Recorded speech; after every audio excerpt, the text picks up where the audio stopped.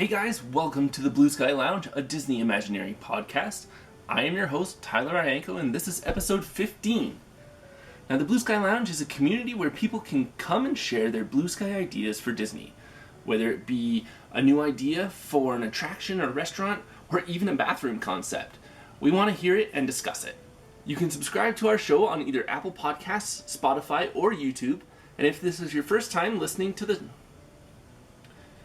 You can subscribe to the show on Apple Podcasts, Spotify, or YouTube. And if this is your first time listening or watching the show on YouTube, welcome. Go back and view past episodes, and we'd love to hear your comments for a future show idea. Walt Disney once said, "We keep moving forward." And this quote not only fits with what's going on in the world right now with COVID-19, but also because this week is the start of the 2020 virtual Walt Disney World Marathon.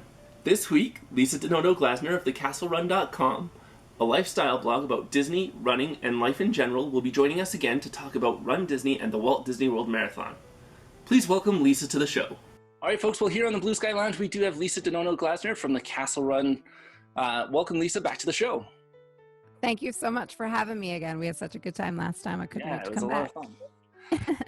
All right, so Run Disney is this huge, I want to call it like a force almost that Disney has, that has a massive following. Why don't you start with how you kind of got involved with running and what led you to the Run Disney portion and running in the Walt Disney World Marathons and things like that versus other marathons? Yeah, so I've shared bits and pieces of this story before, and parts of it kind of bring down the room, but it is what it is. Yeah. Back in 2013, like 4 months after my younger son was born, my dad got really sick. He was actually diagnosed with acute myeloid leukemia, and he fought the good fight, and it was a really tough time in our lives. There were about 10 months that he was fighting before we ended up losing him. And during that time, like I've said before on other forums, I've always been kind of a health nut, but I was never really a runner. So whether it was meditation or working out or weights or whatever it was, like I definitely was into fitness and taking care of myself, but running definitely like wasn't my thing. I mean, I would complain about running a mile in gym class. Like I might run a little bit like to warm up before a workout, but that was pretty much the extent of my running career at that point. And like during that time in my life, I found that all of the tools that I had been using for so long to take care of myself and keep my head clear and kind of function at a high level in my job and with my kids and elsewhere in my life just kind of weren't working for me anymore. Sort of sitting to meditate and clear my head was out of the question because there was just so much pain and so much ick in my life at that point. And I remember just one day I kind of hopped on the treadmill and I just kept going. Not for 20 miles or anything like that. I think that day I might have been, 2.5 miles. But I knew like I felt better after. And even more so, like I knew during the run that my problems kind of weren't at the forefront for just that moment. And I think it almost became like a form of meditation for me where I could kind of mentally process and get the ick out because there was like a physicality to it in addition to, having that clear mental space that happens when you run. People talk about the runner's high, but that's sort of, comes later. But no, it just sort of became a coping mechanism for me, like for lack of a better description. And when we lost my dad, I did keep running. And I always was a big fan of Disney and enjoyed the parks. And I think like kind of during that time and like after that time, we started coming to Disney more frequently, just because we needed that happy place in our lives, like so many of us do. Yeah, absolutely. And it was sort of a sensible nexus. And honestly, it was the Princess Race weekend, which is February of 2016. I remember hearing that half marathon was on February 21st, 2016, which just happened to be the 2-year anniversary of losing my dad. Okay. And back when I heard that date was what it was, I was like, heck yeah, because it just became this kind of symbolic, I'm still kicking, shout at the universe, that I was going to take that on. I mean, now I could run not to make light of it, but now I could, run a half marathon with my eyes closed. But, at that time it was a big challenge for me. And so I kind of started training for that race. And it was, everything that I thought it was going to be when I went down and ran it. It was the most amazing experience. And I kind of caught the bug then. And, since then, obviously it's become a really big part of my life. Yeah. This year aside, because of course all the in-person races haven't, happened since all of this started, but still the community of people is absolutely extraordinary. It is such a unique and wonderful way to experience the parks, and Disney property when you're doing the races on property. And like I said, to start, it's just this sort of lovely nexus of two of the loves of my life, running in Disney. What do you feel it is that Disney does above everybody else when it comes to a race? So, I'm not going to compare them in a way that says like that they're necessarily better, but that being said, like Disney is Disney, and everything that Disney does well, they do wonderfully well with races. Like I said, the community in and of itself that has come together as a part of Disney races is extraordinary. Yeah. But it's just a fully immersive experience. Like when you're a part of a race weekend, you come in at the beginning of it, you go to the expo, you have that full experience. Obviously, the theming is extraordinary. The entertainment during the races is absolutely amazing. Like I said before, you're experiencing the parks in ways that you would never experience them otherwise. There's nothing in the world like, running through around World Showcase at sunrise, just going, and the incredible, like, I can go the distance type music playing in the background. And it's the full experience from start to finish. The corrals, you start to arrive at 3:00 in the morning, and from that moment that you step through at the corrals and you're doing character meet and greets and you're with your people, and all that good stuff until that moment when you cross the finish line and beyond, it is as full a Disney experience. I've had quite a few friends that have done other races and stuff, and I've talked to them over the past couple of weeks, and they've said like the experiences that they encounter during the race is second to none, essentially. Just like you said, Disney is Disney. They said like some of the best things are having the music playing along the course or having those character meet and greets. What do you feel is the most fun part about doing a Disney race? For me, it's the community above and beyond anything else. The character meet and greets are great. I think they're fun. I'm not like a huge rare character junkie. If you're a rare character junkie for character meet and greets, like runDisney, because like they get characters out there that you would never see otherwise, and that's awesome and a lot of fun. And like I said, like experiencing the parks in that different way, is such a unique experience, whether it's running around World Showcase at sunrise or like turning that corner on Main Street and seeing the castle fully lit with like throngs of cheering people all around you. It's beyond anything else. But the thing that's with you for the extent of the race are the people that are running next to you, and that's your people and that's your community. And it really is the great equalizer in so many ways. There are people of all shapes and sizes that run Disney. It's such an inclusive experience. It's not intimidating at all for somebody to get started, but at the same time, if you're a professional runner, it's there for you too. And so, all walks of life and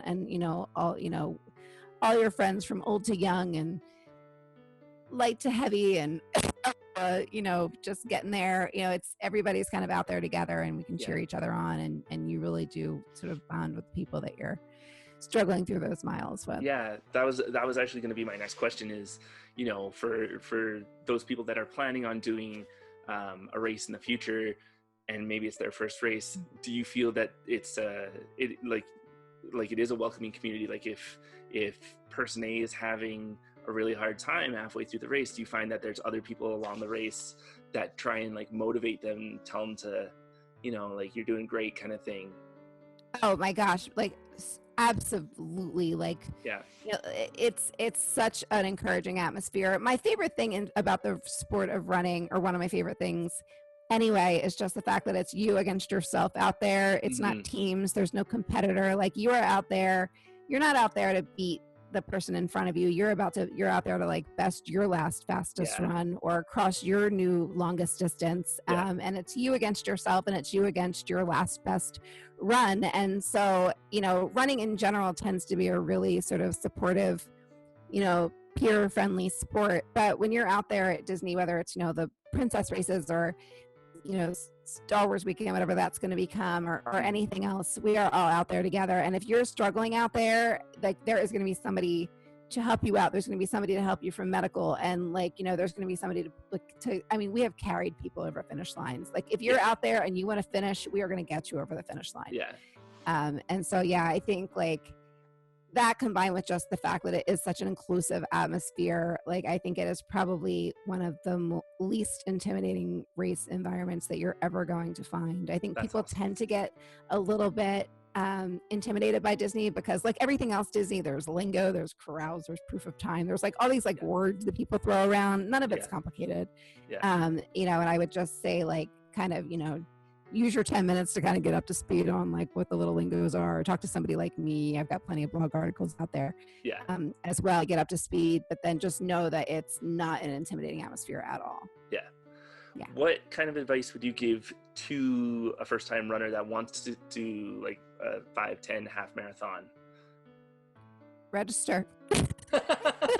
Okay. And that's my, you know, I mean, they do tend to fill up quickly. So if there's a race that you absolutely know that you want to do, then find out when registration day is and kind of be online when it goes live and get yourself registered, and the rest goes from there. I mean, I think that people may tend to underestimate the exhaustion factor because you are waking up like in the middle of the night. You're, like I said, you're arriving at corrals at 3 a.m. So depending on what your pre-run routine is, you know, I tend to get up at 1:30 in the morning on race mornings, which really can catch up with you, especially if you're doing multiple races in the course of one weekend. So get your rest. I would definitely like make sure that the people that you're traveling with, like if you're traveling with family, make sure that they know that you're going to need their support, and maybe you're not going to be able to do park days if you're there with your spouse or a parent and you've got kids along with you. Just make sure that they know that you might need a little more help with kids than usual that weekend so that you can take care of yourself along the way. But yeah, like my first and foremost is just register. And if you're registering for a 5K, no, there's literally no speed requirement for a 5K. It's a 16-minute mile for the other races, which is very reasonable. But for a 5K, there's no speed requirement. Just, you know, just the hardest thing is to get on that computer and pull the trigger for the race. From there on out, just kind of, we'll walk you through it. It's not going to be overwhelming, I promise. Just make sure that you've got people along with you that can support you on the way, and that, you know, and that you follow through on your commitment, because you're going to have a great time. That's very cool. What, if you could add anything to a Run Disney race, what would you add? Like as far as a new race weekend, or new race weekend, or if you could add something along the course, whether it be like a different type of experience that the runners could have, or anything like that, what would you add? I mean, I don't know that there's anything in particular that I would add to the courses themselves. I mean, as far as characters and music and entertainment and all that good stuff, I think, I think they pretty much have all of that covered. I would love to see a race through some of the new, you know, lands like Galaxy's Edge. I would love to see a Navi on the course. We've yet to do that. Because really cool. Character meet and greets are not happening at all at Disney right now, but that would be amazing. But yeah, no, I mean, I think we've recently found out that Star Wars race weekend is going to be reimagined going forward in 2022. So I'm excited to see what the new theming is going to be. I would love to see a Marvel race weekend or something like that out here. Very cool. But yeah, I mean, that's my long answer. That's awesome. What's your favorite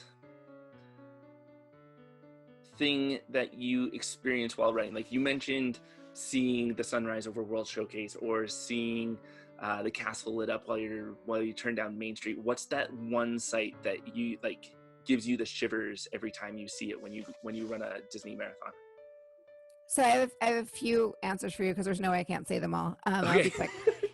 So that the castle is the big one. I mean, there's no feeling on the planet like turning that corner on Main Street, seeing the castle fully lit in front of you at sunrise or whenever it is that you're entering. And there are literally just like throngs of people lining the streets with posters and cheering. And I have never not, as many as I've done, I've never not turned that corner and not cried. So that's just above all, like that's sort of the iconic Run Disney moment that like everybody talks about, and you can't not be a huge, you can't not feel it like everyone. That running around like the sort of, well, when Fountain of Nations was a thing, running around that corner at Epcot toward the end, they tend to be playing I Can Go the Distance on that turn. That is another extremely emotional moment. And then during most of the half marathons, and then during marathon weekend, during the marathon, there is literally a gospel choir singing Wow. as you're turning that last bend to the finish line. Yeah. So I told you I'd be quick, but those are three that I can't not mention. That gospel choir, like, especially if you're not feeling so good, you may wonder if you've passed on or Yeah. what's happening or seeing the gospel choir. Right. But that's just that. Those are for me. Those are like the three iconic moments that can't be understated during any race weekends. That's awesome. Disney has tons of running courses that they have throughout the parks or throughout the resorts and areas. First, have you ever run any of those running courses or running tracks, and where is your favorite place to run on property? Yeah, in fact, I have a full guide on the blog of the different running paths at Disney. Okay. So yeah, if you ever need, just thecastlerun.com. If you need to know where to run at Disney, I've got most of the resorts covered for you. My personal favorite is Crescent Lake and the Epcot resorts.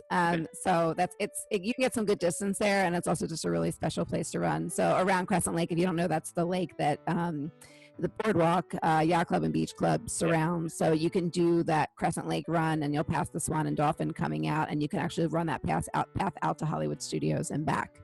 So you get some good mileage there. You also pass 5 different resorts and 2 parks. So it's pretty awesome. And then you can end with ice cream at Beaches and Cream. Yes, absolutely.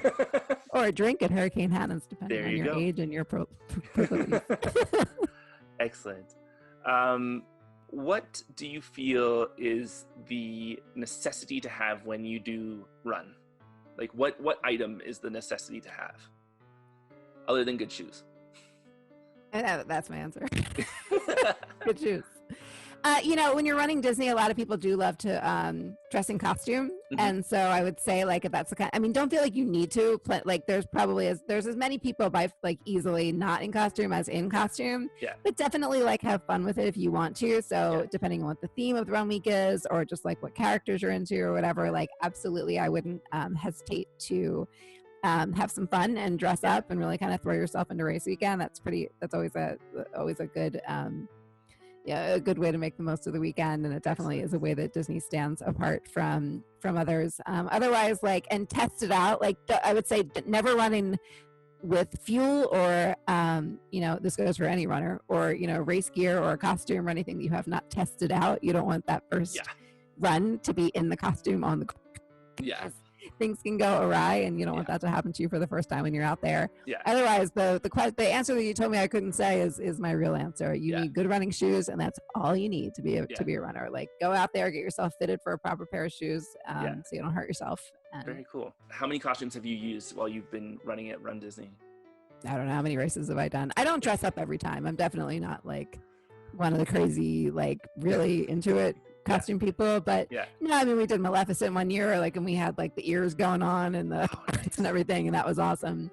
I've done Cheshire Cat. I've done like all the princess stuff. I tend to kind of be more of like in a bound situation, so like I'm in comfortable running clothes that sort of channels whatever character it is that I'm doing, and I've gone out there just in black leggings and a top as well.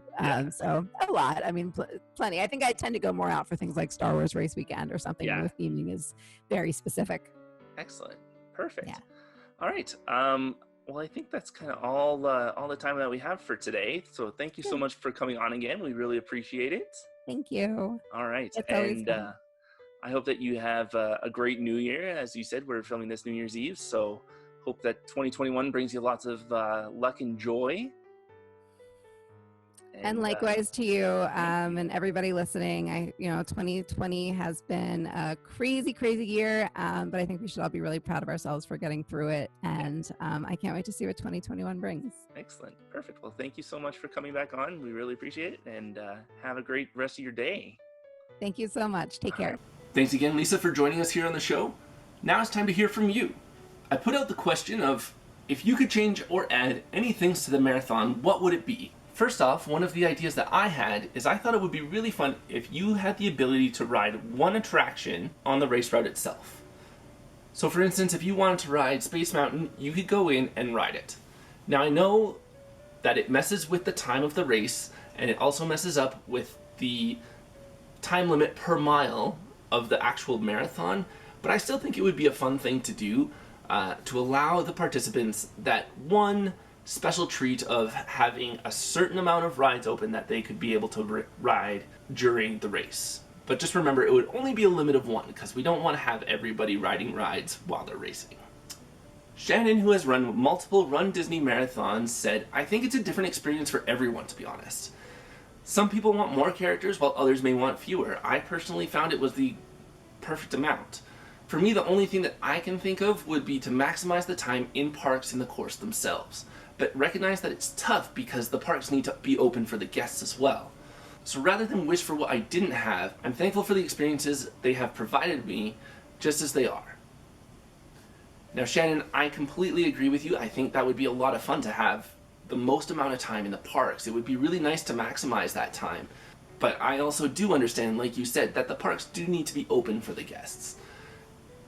However, if we are blue skying it, it would be a lot of fun if you could somehow enter the parks through each main entrance and do a complete perimeter runaround of the park. So for instance, if you go into Magic Kingdom, perhaps you enter on the left-hand side of the park, run through the tunnel, go down Main Street, and then turn left into Adventureland. And then from there, you go all the way through Adventureland, around Frontierland, up by Liberty Square, and then maybe you cut through Liberty Square and then run up through the castle, up by the carousel, and then you run through Fantasyland by Ariel's ride, and then back down through Tomorrowland, and then from Tomorrowland you come back out down through Main Street, or even maybe cut on the path behind Main Street that they use for extra ticketed events sometimes, and do the backstage area behind Main Street so that you're not interfering with the participants running down Main Street.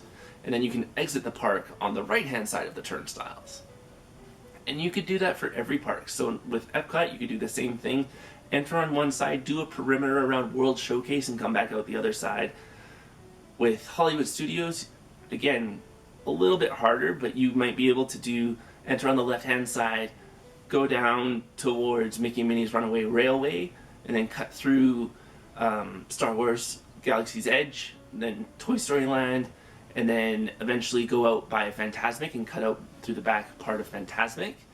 With Animal Kingdom, you could go through the main entrance and turn left into Pandora, go through Pandora, and then down the path to Africa, then cut over to Asia and Dinoland, and then come back through Dinoland, back into Discovery Island, and back down the main entrance. I think that would be a lot of fun. I think it would provide a little bit extra running route as well, so you might not necessarily have to go through extra places, maybe like Blizzard Beach or things like that. I'm not sure, but yeah, I think it would be a lot of fun to be able to run the whole perimeter of the park. Sam wrote in, "I would like to have more music throughout the run. It's great, but some sections have absolutely no music at all. And definitely more bathroom spots that would be marked out beforehand on the map would be nice. That way people can plan out, and if they see a bathroom area that is completely full, they know where the next one is." She then added that Run Disney needs to make it so that virtual races are open to more than just US citizens. "I am happy to pay more for shipping out the metal and supplies, but because I'm Canadian, I can't partake in it. For instance, I was signed up to do the 2019 Wine and Dine Marathon and was excited, but then got the email that it was going virtual, and because I was Canadian, I am not eligible for the race, and they just gave me a full refund. It was nice that they gave me a refund, but I would have rather partaked in the virtual one and paid more to get the medal." Now, Sam, I love your comment about the music. Walt Disney stated that it is natural for people to want to go to music. So if it were possible to have music throughout the course, I'm sure Disney would love to do that. I just know that because the course is so long, having that much audio equipment is almost unfathomable for an event like this, and to both set up and take down, I completely understand why they don't. But I'm totally with you that it would be absolutely brilliant if they could, and you can have, different Disney themes in different areas. That would be a lot of fun to just hear your Disney music as you're running down the street. And I have also heard that the more bathrooms are a must. I mean, when you gotta go, you gotta go. And I totally understand your frustration as well with not being able to partake in the virtual runs because you're not American. I myself am Canadian as well and would love to be able to partake in the runs and would pay extra to ship the medals and supplies. Ladies, thank you so much for sharing your ideas and opinions with us. And that's a wrap for this week's show. If this week's show sparked an idea, leave a comment down below. We'd love to hear from you in our Blue Sky community.